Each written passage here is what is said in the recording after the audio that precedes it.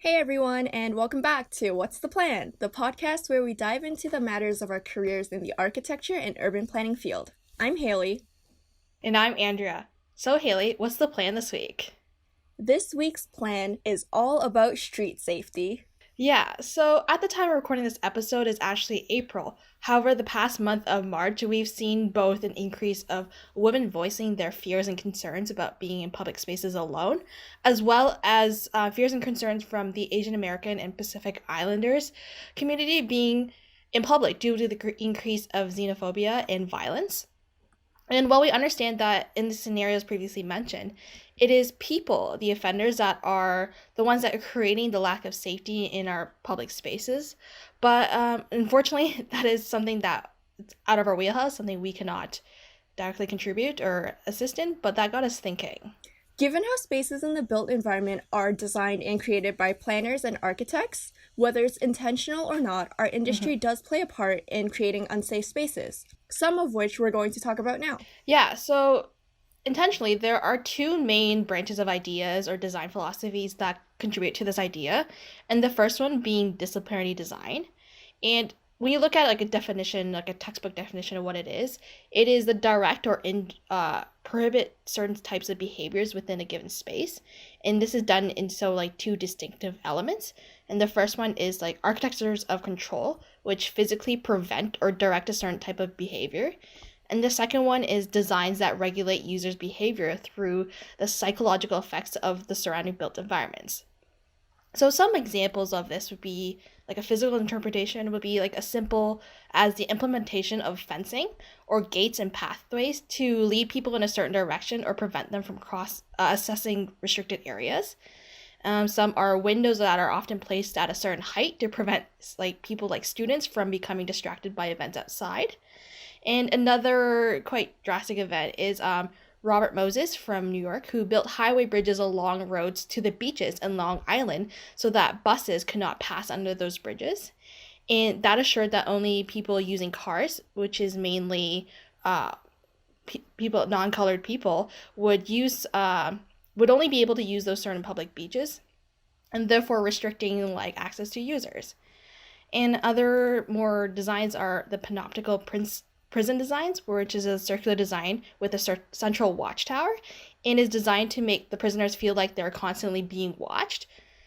And another one is a containment policy, which is to keep the city's problem in one area. So, for example, such as Skid Row, where they use borders and like streets to kind of push all these certain demographic of people into one certain area so they wouldn't have to deal with it in others, and making their job of trying to hide this problems much easier.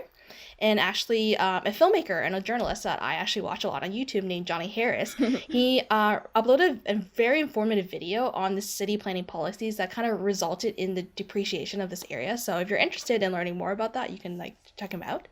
And lastly, the psychological implementation or element of this design philosophy is most commonly example would be like the use of colors to influence the mood of the user, such as red to kind of elicit anger, or blue to result in more of a calm, peaceful experience, or green to kind of replicate the visual feelings of nature.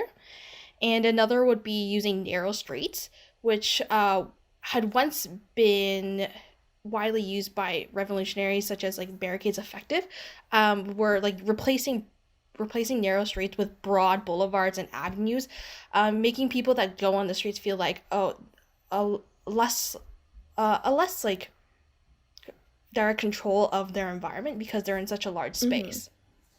And if you've taken a look at our most recent Instagram post, we've kind of already talked about this. So the next intentional way that we as planners and architects create unsafe spaces for public is through hostile architecture.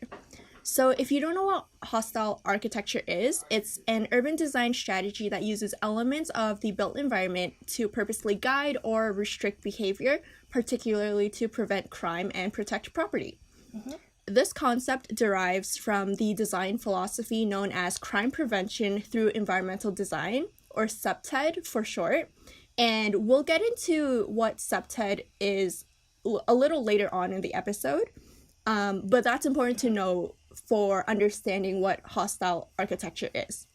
So examples of hostile architecture include placements of studs or spikes embedded in flat surfaces, such as on public barriers, barricades, under highways that prevent people from sitting and sleeping on them, benches with armrests positioned to stop people from lying down on them, or even benches that are angled downwards to promote uncomfortable seating so that people wouldn't want to stay in these areas for long. Other examples of hostile architecture include having skate stoppers on curbs and benches to stop skateboarders from doing tricks on them, which I think is kind of sad. Yeah, it's more so like so they don't damage property. Yeah, but it takes away from the activity, you know? Yeah. Other examples include sloped or curved walls for public urination. So this makes urinating on these public walls less appealing because of the splashback, which I assume no one enjoys. Yeah, and you would think like you don't need interventions such as these to stop people from like wanting to pee in public, but like when it's nighttime and you're like you had a few drinks, you never know what could happen. Yes, I know. I know people who've been there. Not gonna name names, but we all know someone. As well. Yes. But despite it being derived from crime prevention through environmental design, hostile architecture is mainly used in ways to deter the homeless population from finding safe and comfortable places to spend the night, and generally keeping people from being able to use public spaces freely. An example of how we unintentionally create safe spaces, on the other hand, include built environments that create blind spots. So an example of this would be having two really tall buildings quite close to each other, which creates narrow alleyways between the buildings, which results in a blind spot. Limited lighting design, which promotes dark spaces and makes it easier for people to hide their faces from other people to avoid identification. And even suburban spaces, such as sprawled areas, which means there are less eyes on the street. Despite like our profession playing a role in such practices, the idea of like city in the streets or safety in the streets was not something that was necessarily a part of my curriculum, and I don't know about yours. But however, it was mostly talked about in passing, but rather surprisingly, it was in my minor in sociology where I actually learned the most about these practices. In particular, Toronto's reputation of being a safe and clean and good city. So, in preparation for this episode, I actually went back into my course notes. Wow. And to be specific, Lecture 9 of Sociology 470, Toronto the Changing City, for those who are interested, where urban crime and social regulation was discussed. So before I go further into like the history of Toronto's safeness, Hayley, have you ever heard of the phrase Toronto the Good? I have not. Okay, so Toronto the Good was actually a nickname coined by Mayor William Holmes Howard in the 19th century. And this was because of its more conservative moral code in comparison to cities like Quebec and Montreal, which even now Quebec and Montreal has more of a reputation for being a party city. And can you take a guess as to what may be included in that moral code? Any wild guess? Yeah, so prohibition of alcohol. Yeah. Okay, yeah. So, like, prohibition of alcohol in many neighborhoods for sure. However, there's some surprising ones that you might not have heard. And the first one would be, thou shalt not drag a dead horse down Yonge Street, which means, like, no taking carriages down the Yonge Street on such days. Watching ladies disrobe or push tots on a swing. Okay, wait, or even can you watch men disrobe? Apparently you can. Okay. And another thing is like shopping or even going tobogganing, and this is sledding for people that are not non-Canadians, on Sundays.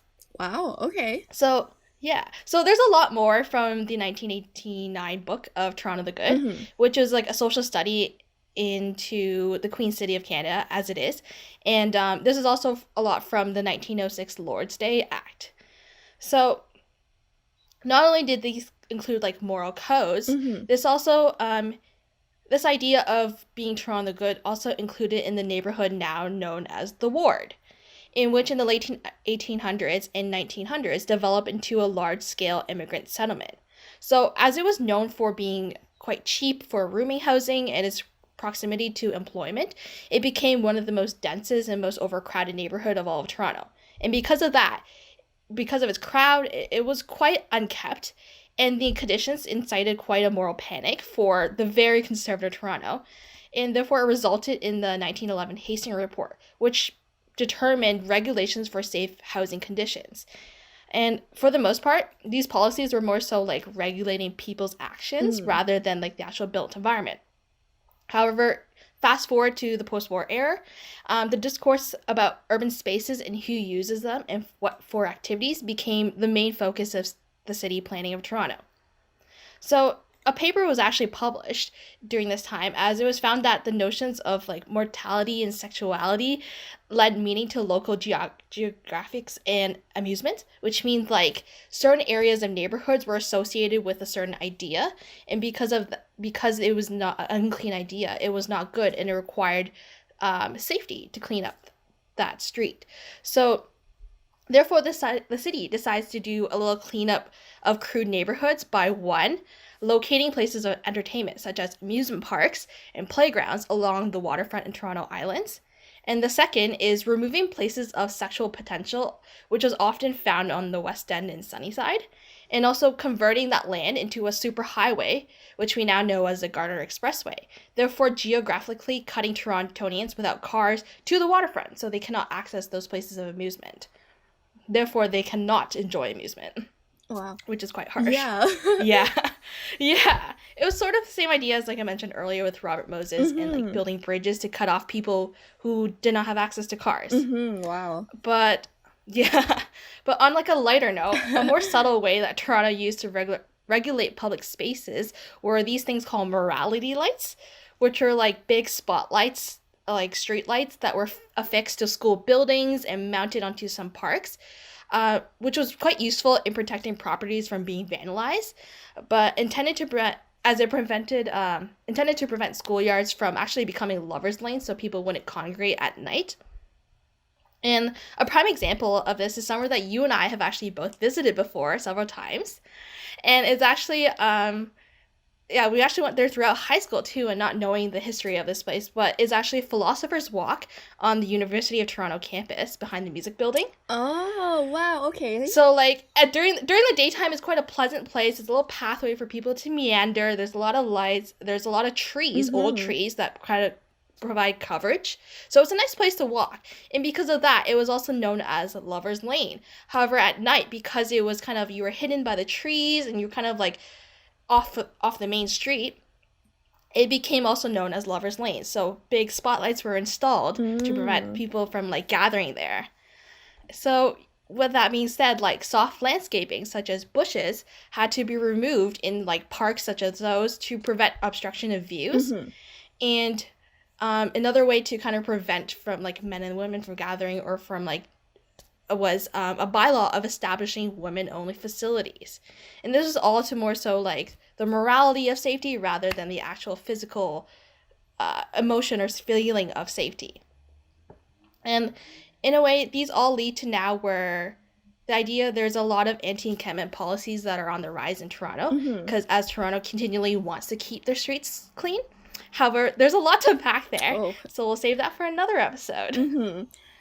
And so now let's dive into current times and talk about how architecture and planning can help alleviate fears of safety in public spaces. Now, before I get into it, I just want to emphasize the fact that no amount of architecture or planning design can prevent crimes from happening, because the root cause of these are the criminals that are committing the crimes. Rather, architecture and planning are just some ways that help alleviate the fears that people might have with traveling alone in public. So earlier on in the episode, we talked about the philosophy crime prevention through environmental design, which was developed by criminologist C. Ray Jeffrey. And so in 2001, SEPTED Ontario was developed as an association with a mission to reduce crime using principles under this concept, with the three main principles being natural surveillance, natural access control, and territorial reinforcement. So before I get into each individual principle, Andrea, do you want to talk about your knowledge on each principle and what each principle might mean? Okay, so based on the sounds of natural surveillance, I'm guessing Mm-hmm. it is the ability for people that are not within the space to see into the space, and the use of interventions that can might prevent that or reduce the obstruction of views. And then as for natural access control, is quite similar to the sound of disciplinary design, where you kind of have these Mm-hmm. barriers that prevent people from going to a certain space. And territorial reinforcement, I'm not sure. Yeah. Why don't you tell me more about those? So when I was looking into this, I was actually a little Uh-huh. bit confused about what territorial reinforcement was because Yeah. in terms of what I expected SEPTED to be about, I expected it to Mm-hmm. be ways to monitor and prevent crime in mainly public areas. But territorial reinforcement talks a lot about preventing crime in private areas. Okay. But going back to the first two principles, so natural Mm-hmm. surveillance is a design strategy based on the premise that a person is more inclined to engage in criminal activity when they think they can't be seen. So, when there are places like alleyways or dark areas, lots of trees or bushes, there is the idea that more crime will probably occur. So Mm-hmm. this means that using this principle, this means eliminating vulnerable areas such as narrow and dark alleyways, even placing windows on buildings so that they overlook sidewalks and parking lots, so that when people are alone on these sidewalks and parking lots, they feel more comfortable as if there's someone looking over them. Another way is to even design streets to increase pedestrian or bicycle traffic so that there is limited car access on the same streets that people used to walk in. Mm-hmm. Natural access control is a strategy based on the premise that a person is less likely to commit a crime when there are clearly defined or strategically developed barriers.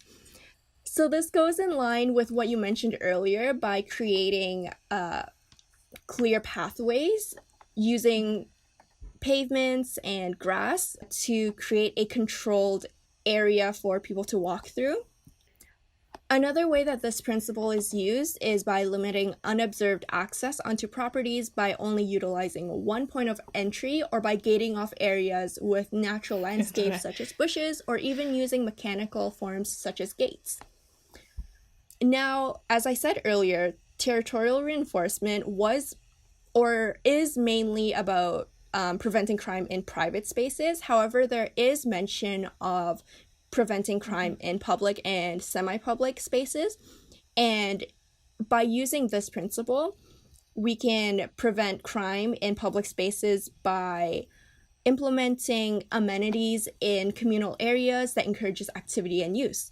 So, have you ever walked through a park and seen random exercise equipment and thought, what is that? Yeah. So yes, just yesterday, even in our own neighborhood, like I was walking through the park and there was like an Mm-hmm. elliptical, like a mechanical elliptical machine. And Yeah. especially next to a children's park. So it was just like, why? Mm-hmm. So not only does implementing those Mm-hmm. exercise machines promote a healthy lifestyle, Okay. those are also ways to help prevent crime because it invites people to use the space Mm-hmm. and spend time in the area. And as we mentioned earlier, having people spend time in spaces creates more surveillance and it overall supports the famous eye on the street concept. So, with these Yeah. principles in the philosophy of SEPTED, how about we brainstorm some specific architecture and planning designs that can be used in each principle, with each principle in mind, to help mitigate crime.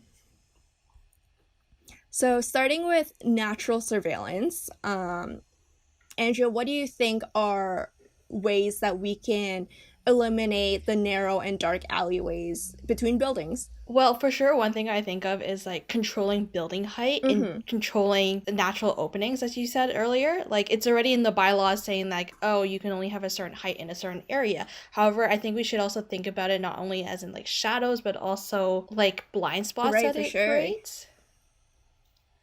Mm-hmm. How like even with these height of the buildings, they create such intense shadows that like even just like a shadow itself could make people feel unsafe. So like maybe Mm-hmm. with these building heights, like you have to create additional setbacks to kind of more open up like the sky in a sense. Yeah, So definitely. there's That's a more really good light. one. Mm-hmm. Yeah, so like controlling building height is one thing. Mm-hmm. And I think maybe another thing is like to address these kind of like random pockets of blind spots along a building is maybe having like a limited amount of number of like building facade changes, because like some designers would like to do these little like zigzag things, and then within these little zigzags there are little Mm-hmm. corners that Right. makes it so much easier for people to gather. Mm-hmm. In fact, like in school when we're designing and we have like we if we had like maybe say like a parking garage entrance that was located on like a side street in one of our designs, one of my profs would call it like a homeless gathering zone. So like Okay. for us, like we were always conscious of that idea. So maybe if Mm-hmm. that was actually implemented into like a bylaw of saying like, hey, just remember like if you have a certain space that's large enough with like an overhang that could protect people from shelter, that like it might be used in other ways. And Yeah.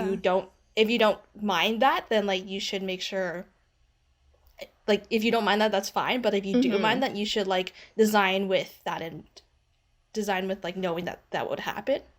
Yeah, that's Yeah. a What good about one. you? Yeah, I think I feel like from a planning standpoint, Uh huh. hidden alleyways would mostly be in regard to buildings. Yeah. So what you said based on the architecture of the buildings, I Yeah. agree with. Yeah. Now, how about the natural access control? So, what I said earlier was a clear, defined, Mm-hmm. or strategically developed barrier that helps prevent crime. Do you have any Mm-hmm. ideas on specific designs that could be in line with this principle? I don't think I have any like specific ideas that weren't mentioned, but I think I Mm-hmm. do want to point out like I feel like the use of a fence or a gate or like a physical vertical barrier might be much more stronger than Right, using like different like textures on the floor, such as like if you use like for pavement for a sure. path and use grass for like for Mm-hmm. more so like less like of a walking area, more of a lounging area. Sometimes like it's not a it's not like different enough for people to understand that maybe I shouldn't Mm-hmm. be walking on this grass and I should be walking on this pathway. So like if there is this really like strong desire for people not to walk on the grass, I think maybe having like a physical curb on your sidewalk or something so that it makes it one step harder for people to walk in a non-designated way. But I think Yeah, the way that's a good like one. all the things that we have specified so far and all the examples we have given are pretty good. Mm-hmm. So, with the principle of territorial reinforcement, I agree. Like, the examples that I gave Mhm. earlier are pretty much all I can think of. I can't really think of any other Yeah. specific ones. But let me just get into the territorial reinforcement principle being used to prevent crime in private spaces. This principle is used Okay. in twofold for private spaces. The first is by claiming ownership. And by claiming ownership, owners are now more Mhm. inclined to report crimes or suspicious activity that happens in these spaces. So now Mhm. there's more of a inclination for people to want to speak up when they see something, as opposed to if you were in a public space and someone were to see a crime, they would feel that it's not their business to report it. And the second way that this principle is used to prevent crime in private spaces is by being able to clearly identify strangers or people who don't necessarily belong to the private area. And by identifying these strangers or unfamiliar faces, not only are these offenders less likely to commit the crimes, but people who don't recognize these faces are more likely to, again, speak up and ask what they're doing there, which will raise questions that possible offenders wouldn't want to answer. So, like, what I take from this is sort of like the idea of POPs, which are privately owned public spaces. And that kind of brings me to the question is, like, what is your personal opinion of those? Because technically they are privately owned, but however, the space is available for anyone to use. So it's like, should they be regulating what is being done on their their property, I guess? That is a good question. And I guess it's like this is more so like an even further gray area when like the space is actually a public space but it's managed like semi privately. So let's bring this back to the use of hostile architecture. I don't think that in these public spaces that are privately owned, there should be hostile architecture that's implemented to deter people from using these spaces. But I do feel that in these spaces, the principle of territorial reinforcement should be applied. And the private owners of these public spaces should take action if they see anything suspicious. What about you? What are your thoughts on that? My opinion is that in those areas where it is like fully privately owned, I do understand where the owners are coming from. However, if you do see people that are like especially homeless people that are using your space because they're unable to find affordable housing, the fact that you are able to own like property, own such big lands or whatever, or like buildings, maybe you should like do something additional to help them out rather than just like kicking them out. As for people like skateboarders that like to grind on your building, I feel like that I have to agree with like the use of, I guess, like skate guards and stuff like that, because replacing building material is quite a process. It's not just like, oh, I can like, especially when it comes to like things like stone, marble, granite, like anything that's used, it's like you can't just replace just a little part of it.